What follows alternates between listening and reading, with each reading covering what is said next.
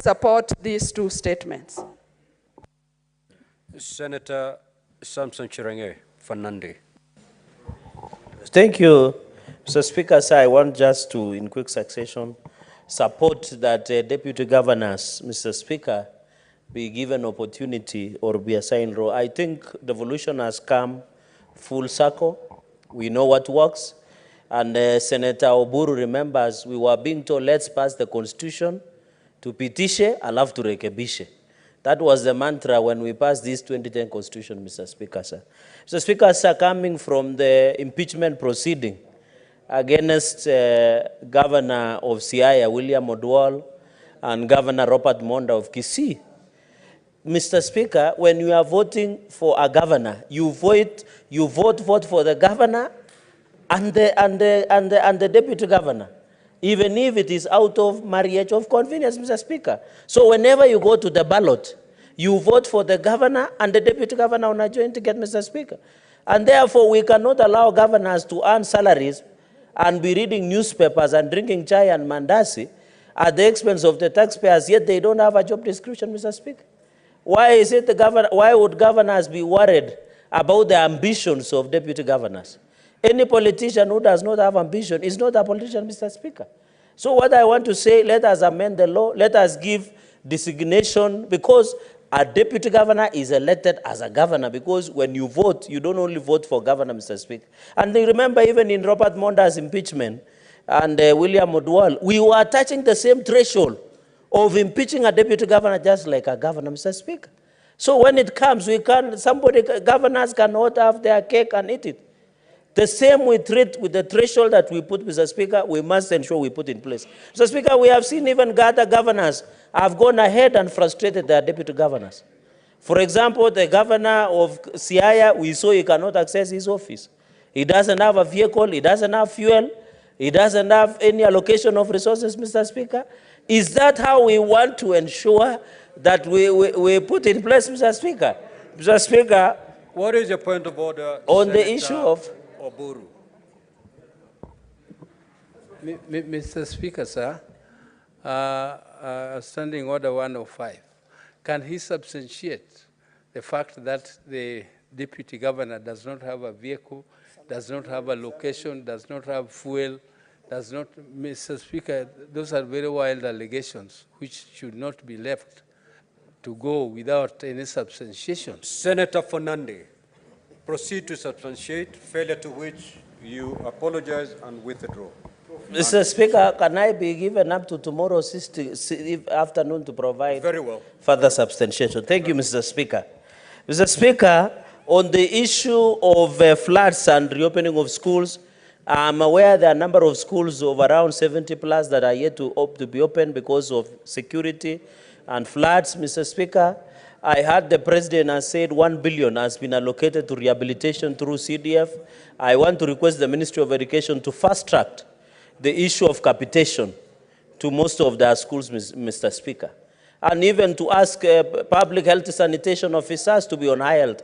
Let public health sanitation officers, Mr. Speaker, please visit the schools, Mr. Speaker, because some of these schools, Mr. Speaker, a number of them, Mr. Speaker, some of the toilets, the classroom are not habitable for human beings. So I want to ask the public health sanitation to ensure they check on the issue of floods across the country, Mr. Speaker. I think a very important point, even as we try and reopen schools, let us not reopen schools as a ritual.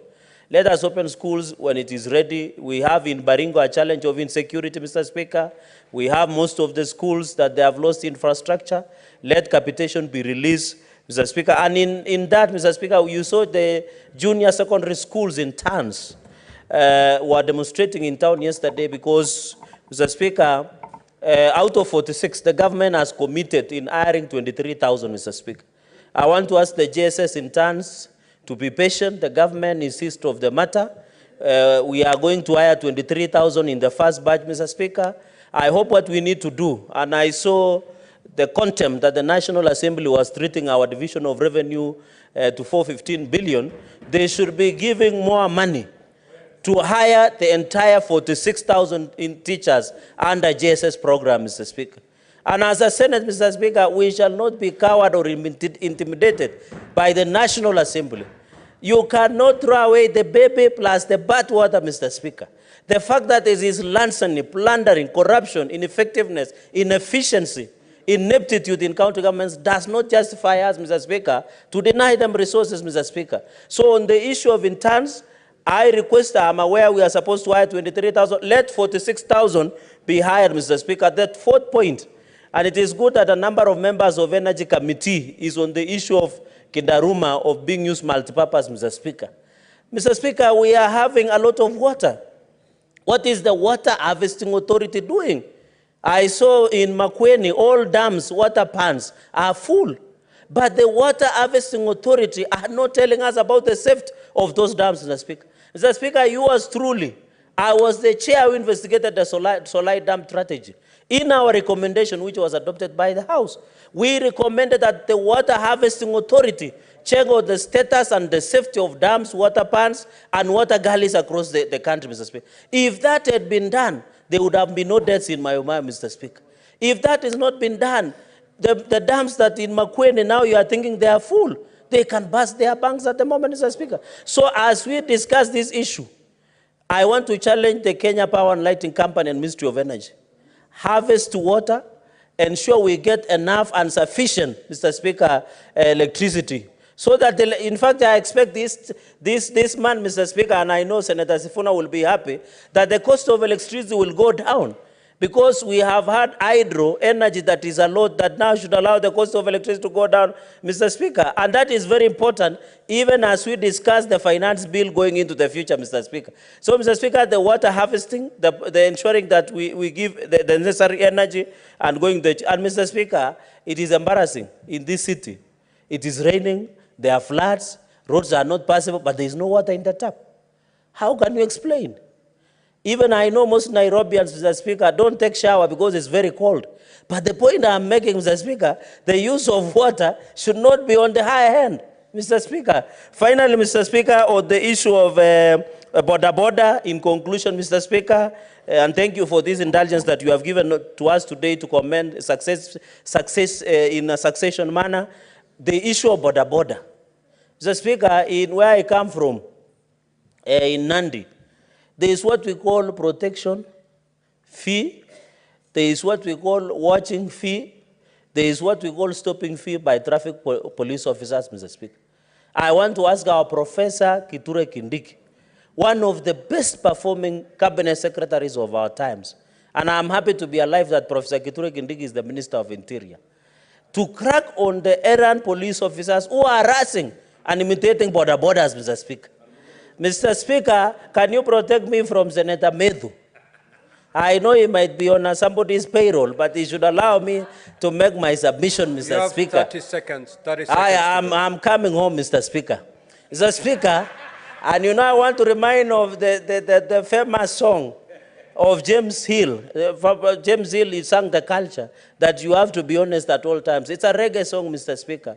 Sang very, and you know, there's more fire. Mr. Speaker, what I wanted to say in conclusion, in that part, let us, the border should not be harassed. Mr. Speaker, can you believe you are harassed by police? You are harassed by a multi-credit that you have taken along from. You are harassed by your wife, your girlfriend, everybody, Mr. Speaker. How can you survive as a border fellow, Mr. Speaker? Platinum credit is here to harass you. In fact, platinum credit are worse. When you are almost finishing paying for border, they cut your border disappears, Mr. Speaker. So, Mr. Speaker, our border people must be protected. I know sometimes, and I want to ask border people on a lighter note, please, as you take our daughters to school, please don't hide them for 4 days like what happened in Kitengela. We want them to be disciplined, let them do their job so that they are not due to parents. With those many remarks, Mr. Speaker, I support it. I thank you. Now, lastly, Senator Crystal Asige. Thank you very much, Speaker. I will rise in support of Senator for Kakamega's statement on border sector. Speaker, there's no doubt that the border sector in this country has and continues to contribute tremendously to our economic growth. I mean, in the SME ecosystem, it's